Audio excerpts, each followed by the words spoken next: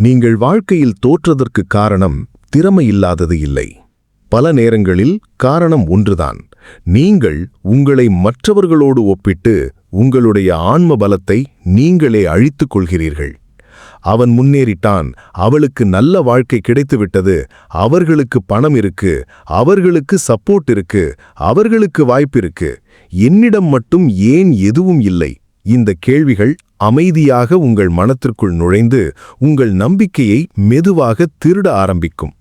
ஆனால் இன்று இந்த வீடியோ முடியும் நேரத்தில் நீங்கள் ஒரு உண்மையை தெளிவாக புரிந்து கொள்வீர்கள். கடவுள் உங்களை மற்றவர்களின் பாதையில் நடக்க படைக்கவில்லை, உங்களுக்காக தனி பாதை வைத்திருக்கிறார்.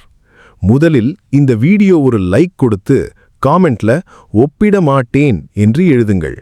இந்த காமெண்ட் சாதாரண வார்த்தை இல்லை, இது உங்களுக்கே நீங்கள் கொடுக்கும் வாக்குறுதி. இப்போது உண்மையான பயணத்துக்குள் போகலாம். இந்த உலகத்தில் ஒப்பீடு இல்லாமல் வாழ்வது மிகவும் கடினமாகிவிட்டது. காலை எழுந்தவுடன் மொபைல் திறக்கிறோம். யாரோ ஒருவர் புதிய வீடு வாங்கியிருக்கிறார், யாரோ ஒருவர் வெளிநாடு போயிருக்கிறார், யாரோ ஒருவர் திருமணம் செய்து மகிழ்ச்சியாக இருக்கிறார், யாரோ ஒருவர் புதிய கார் வாங்கியிருக்கிறார், யாரோ ஒருவர் பெரிய சக்சஸ் ஸ்டோரி போடுகிறார். அதை பார்த்தவுடனே நம்முடைய மனம் அமைதியாக இருக்காது. அது உடனே கேட்கும், அவன் வாழ்க்கை இவ்வளவு நல்லா இருக்கிறதே, என் வாழ்க்கை மட்டும் ஏன் இப்படி? அந்த ஒரு கேள்விதான் பலரின் அமைதியை கெடுக்கும். உண்மையில் நம்முடைய பிரச்சனை பணம் இல்லாதது இல்லை, வெற்றி இன்னும் வராதது இல்லை, மற்றவர்கள் முன்னேறுவது கூட இல்லை. நம்முடைய பெரிய பிரச்சனை என்ன தெரியுமா? நம்முடைய பாதையை பார்த்து நடக்காமல் மற்றவர்களின் பாதையை பார்த்து மனம் உடைந்து போவது. ஒரு மரம் மாமரம், ஒரு மரம் தென்னை மரம், மூன்றும் மரங்கள்தான். ஆனால் மூன்றும் ஒரே வேகத்தில் வளராது, மூன்றும் ஒரே பழம் தராது, மூன்றும் ஒரே வடிவில் இருக்காது. ஆனால் ஒரு மாமரம் தென்னை மரத்தை பார்த்து நான் ஏன் இவ்வளவு உயரமில்லை என்று அழுவதில்லை. ஒரு ஆலமரம் மாமரத்தை பார்த்து நான் ஏன் இனிப்பு பழம் தரவில்லை என்று சோகப்படுவதில்லை. அவை தங்களுக்கான இயல்பில் வளர்கின்றன. மனிதன் மட்டும்தான் மற்றவர்களின் இயல்பை பார்த்து தன் இயல்பை வெறுக்க ஆரம்பிக்கிறான். இதுதான் ஒப்பீட்டின் விஷம். நண்பர்களே, ஒப்பீடு முதலில் சிறியதாக தோன்றும். அவன் முன்னேறிட்டான், அவளுக்கு நல்ல வாழ்க்கை கிடைத்துவிட்டது, எனக்கும் அப்படி இருந்தால் நல்லா இருக்கும். இது சாதாரண எண்ணம் போல தோன்றும். ஆனால் அந்த எண்ணத்தை தினமும் உணவாக கொடுத்தால் அது ஒரு நாள் உன் மன அமைதியை முழுமையாக விழுங்கிவிடும். ஒப்பீடு உனக்கு 3 விஷயங்களை செய்கிறது. முதல், அது உன் நன்றி உணர்வை அழிக்கிறது. உன்னிடம் ஏற்கனவே இருக்கும் நல்லவற்றை பார்க்க முடியாமல் செய்கிறது. உன்னிடம் குடும்பம் இருக்கலாம், உடல் ஆரோக்கியம் இருக்கலாம், சிறிய வருமானம் இருக்கலாம், கற்றுக்கொள்ளும் திறன் இருக்கலாம், உன்னை நம்பும் ஒருவன் இருக்கலாம், உன் வாழ்க்கை இன்னும் மாறும் வாய்ப்பிருக்கலாம். ஆனால் ஒப்பீடு உனக்குச் சொல்லும், இவை போதாது, அவனிடம் இருப்பதை பாரு. அந்த நொடியில் உன் வாழ்க்கையில் இருக்கும் அருளை நீ காண முடியாமல் போகிறது. இரண்டாவது, ஒப்பீடு உன் தன்னம்பிக்கையை திருடுகிறது. நீ முன்னேற வேண்டிய சக்தியை மற்றவர்களை பார்த்து மனம் உடைவதற்கு பயன்படுத்த ஆரம்பிக்கிறாய். மூன்றாவது, ஒப்பீடு உன் கடவுளின் திட்டத்தில் சந்தேகம் கொள்ள வைக்கிறது. என் வாழ்க்கை ஏன் இப்படி? கடவுள் என்னை மறந்துவிட்டாரா? எனக்கு மட்டும் ஏன் தாமதம்? ஆனால் நினைவில் வை, தாமதம் என்றால் தண்டனை இல்லை, சில நேரங்களில் அது தயாரிப்பு. கடவுள் சிலருக்கு சீக்கிரம் கொடுப்பார், சிலருக்கு மெதுவாக கொடுப்பார். ஆனால் உண்மையான அருள் என்ன தெரியுமா? நீ விரும்பியதை தருவது மட்டும் அருள் அல்ல, நீ தாங்கும் அளவுக்கு உன்னை வளர்த்த பிறகு தருவதும் அருள்தான். ஒரு சிறிய கதையை நினைத்து பாருங்கள். ஒரு கிராமத்தில் 2 விதைகள் இருந்தன. ஒரு விதை சொன்னது, நான் சீக்கிரம் முளைக்க வேண்டும், எல்லோரும் என்னை பார்க்க வேண்டும். அது சில நாட்களில் முளைத்தது. அனைவரும் பார்த்தார்கள். அட, எவ்வளவு சீக்கிரம் வளர்ந்து விட்டது என்று சொன்னார்கள். மற்றொரு விதை அமைதியாக மண்ணுக்குள் இருந்தது. அது வெளியே வரவில்லை, யாரும் அதை கவனிக்கவில்லை, யாரும் பாராட்டவில்லை. அது மண்ணுக்குள் வேர்களை வளர்த்து கொண்டிருந்தது. முதல் விதை மேலே வளர்ந்தது, ஆனால் வேர் பலமாக இல்லை. ஒரு நாள் பெரிய காற்று வந்தது, அது விழுந்துவிட்டது. இரண்டாவது விதை மெதுவாக மேலே வந்தது, ஆனால் அதன் வேர் ஆழமாக இருந்தது. அது பலமான மரமாக மாறியது. நண்பர்களே, உங்கள் வாழ்க்கை இப்போது மெதுவாக நகர்கிறது என்றால் அது தோல்வி என்ற அர்த்தமில்லை.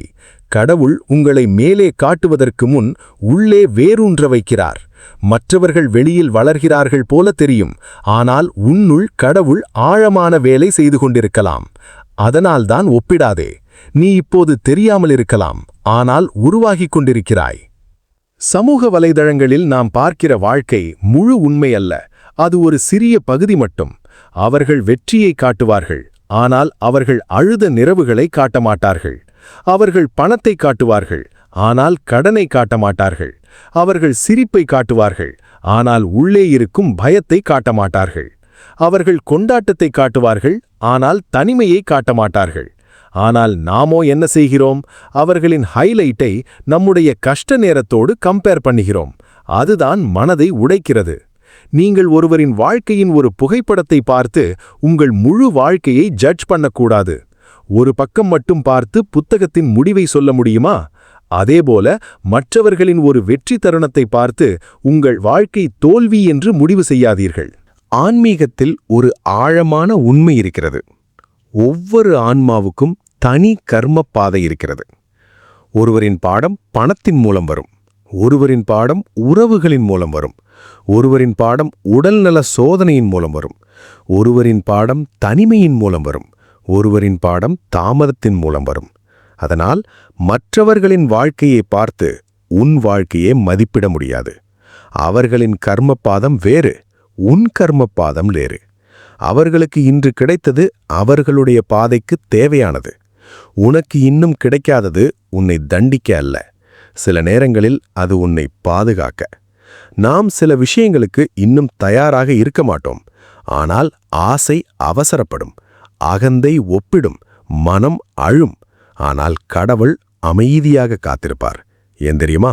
உனக்கு கொடுக்க வேண்டியதை விட அதை தாங்கக்கூடிய மனிதனாக உன்னை உருவாக்குவது அவருக்கு முக்கியம். நீங்கள் கவனித்திருக்கிறீர்களா? சிலருக்கு வெற்றி சீக்கிரம் வந்தாலும் அதை கையாள முடியாமல் அவர்கள் உடைந்து போகிறார்கள். சிலருக்கு பணம் வந்தாலும் அமைதி போய்விடுகிறது. சிலருக்கு புகழ் வந்தாலும் உள்ளே வெறுமை அதிகரிக்கிறது. ஏன்? அவர்களுக்கு வெளி வளர்ச்சி வந்தது, ஆனால் உள் வளர்ச்சி வரவில்லை.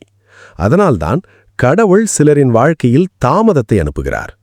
தாமதம் உன்னை தாழ்த்த வரவில்லை, உன்னை ஆழப்படுத்த வருகிறது. தாமதம் உன்னிடமிருந்து ஒன்றை பறிக்க வரவில்லை, நீ பெறப்போகிறதை கையாளும் அளவுக்கு உன்னை தயாராக்க வருகிறது. அதனால் இனிமேல் யாரையாவது பார்த்து அவருக்கு கிடைத்துவிட்டது எனக்கு ஏன் இல்லை என்று கேட்காதே. அதற்கு பதில் இப்படி கேள்: கடவுளே, நான் பெற வேண்டியதற்கு என்னை தயார் செய்யுங்கள். இந்த பிரார்த்தனை ஒரு மனிதனின் வாழ்க்கையை மாற்றிவிடும். இப்போது நேராக ஒரு கேள்வி கேட்கிறேன். நீ உண்மையிலேயே முன்னேற வேண்டுமா? அப்படியானால் இனி உன் கவனம் மற்றவர்களின் வாழ்க்கையில் இருக்கக்கூடாது. உன் கவனம் உன் உள் வளர்ச்சியில் இருக்க வேண்டும். நீ நேற்று இருந்ததை விட இன்று சிறிது அமைதியாக இருக்கிறாயா? நேற்று இருந்ததை விட இன்று சிறிது ஒழுக்கமாக இருக்கிறாயா? நேற்று இருந்ததை விட இன்று சிறிது தெளிவாக இருக்கிறாயா? நேற்று இருந்ததை விட இன்று சிறிது கடவுளை நம்புகிறாயா? நேற்று இருந்ததை விட இன்று சிறிது உன்னையே குறைவாக வெறுக்கிறாயா? இதுதான் உண்மையான வளர்ச்சி. நீ மற்றவர்களை விட முன்னேற வேண்டியதில்லை. நீ நேற்று இருந்த உன்னை விட முன்னேறினால் போதும். ஏனென்றால் வாழ்க்கை ஓட்டப்பந்தயமில்லை, இது ஒரு யாத்திரை.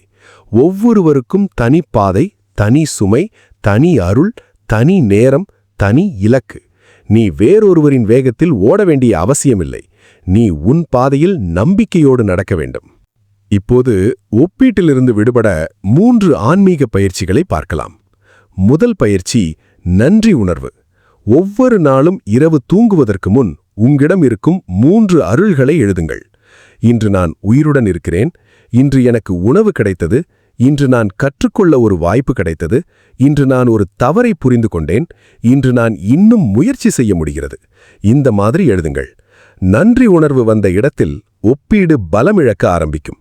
ஏனென்றால் ஒப்பீடு சொல்லும் உங்கிடம் இல்லை, ஆனால் நன்றி சொல்லும் உங்கிடம் ஏற்கனவே இருக்கிறது. இரண்டாவது பயிற்சி மௌன கவனம். ஒரு நாளைக்கு 10 நிமிடம். மொபைல் இல்லை, பேச்சில்லை, சத்தமில்லை. சும்மா உட்கார்ந்து உங்கள் மூச்சை கவனியுங்கள். மனம் உடனே மற்றவர்களை நினைக்கும். அவனிடம் அது இருக்கிறது, அவளுக்கு அந்த வாய்ப்பு கிடைத்தது, என் வாழ்க்கை ஏன் இப்படி? இந்த எண்ணங்களோடு போகாதீர்கள். மெதுவாக சொல்லுங்கள், இது ஒப்பீட்டு எண்ணம், இது நான் அல்ல. மீண்டும் மூச்சுக்கு திரும்புங்கள். இந்த பயிற்சி உங்கள் மனத்துக்கு ஒரு பாடம் கற்றுக் கொடுக்கும். நான் ஒவ்வொரு எண்ணத்தையும் நம்ப வேண்டியதில்லை. நான் ஒவ்வொரு ஒப்பீடையும் உண்மையாக ஏற்க வேண்டியதில்லை. மூன்றாவது பயிற்சி, என் பாதை பிரார்த்தனை. தினமும் காலை எழுந்தவுடன் இதை சொல்லுங்கள்.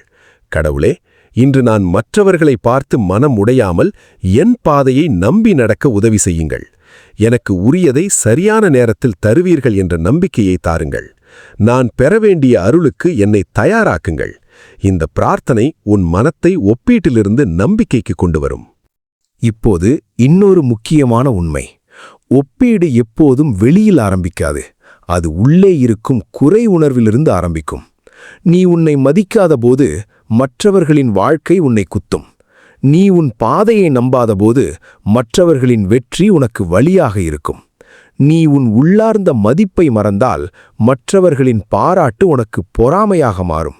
அதனால் தீர்வு மற்றவர்களை பார்க்காமல் இருப்பது மட்டும் இல்லை, உன்னை நீ மதிக்க கற்றுக்கொள்ள வேண்டும். நீ இன்று முழுமையானவன் இல்லாமல் இருக்கலாம், ஆனால் மதிப்பில்லாதவன் அல்ல. நீ இன்னும் வெற்றி பெறாமல் இருக்கலாம், ஆனால் தோல்வியானவன் அல்ல. நீ இன்னும் ஆரம்பத்தில் இருக்கலாம், ஆனால் கடவுள் உன்னை மறந்துவிட்டார் என்ற அர்த்தமில்லை. ஒரு கோவில் கட்டும்போது முதலில் அது அழகாக தெரியாது. மண் இருக்கும், கல் இருக்கும், சத்தம் இருக்கும், குழப்பம் இருக்கும். ஆனால் அந்த கட்டுமானத்தின் முடிவில் அங்கே தெய்வம் அமரும் இடம் உருவாகும். உன் வாழ்க்கையும் இப்போது கட்டுமானத்தில் இருக்கலாம். அதனால் உன்னை குறை சொல்லாதே. கடவுள் இன்னும் உன்னில் வேலை செய்து கொண்டிருக்கிறார். ஒப்பீடு உன்னிடம் இன்னொரு விஷயத்தையும் பறிக்கிறது. அது உன் ஆனந்தத்தை பறிக்கிறது. நீ வெற்றி பெறும் சிறிய தருணங்களையும் ரசிக்க முடியாமல் செய்கிறது. உனக்கு ஒரு சிறிய முன்னேற்றம் கிடைத்தாலும் மனம் சொல்கிறது, அதிலென்ன பெரியது, அவன் ஏற்கனவே அங்கே சென்று விட்டான். இந்த மனம் ஒருபோதும் திருப்தியாக இருக்காது. நீ 1000 சம்பாதித்தால் அது லட்சம் சம்பாதிப்பவரை காட்டும். நீ லட்சம் சம்பாதித்தால் அது கோடி சம்பாதிப்பவரை காட்டும். நீ கோடி சம்பாதித்தாலும் அது இன்னும் பெரியவரை காட்டும். அதனால் ஒப்பீட்டை அடிப்படையாக வைத்து வாழ்க்கை வாழ்ந்தால் நீ எப்போதும் ஏழையாகத்தான் உணர்வாய். ஆனால் நன்றி உணர்வை அடிப்படையாக வைத்து வாழ்ந்தால் சிறிய விஷயத்திலேயே நீ செல்வந்தனாக உணர்வாய். உண்மையான செல்வம் வெளியில் தொடங்குவதில்லை, அது உள்ளே தொடங்குகிறது. உள்ளே அமைதி இருந்தால் சிறிய வாழ்க்கையும் அருளாகத் தெரியும். உள்ளே ஒப்பீடு இருந்தால் பெரிய வாழ்க்கையும் குறைவாகத்தான் தெரியும்.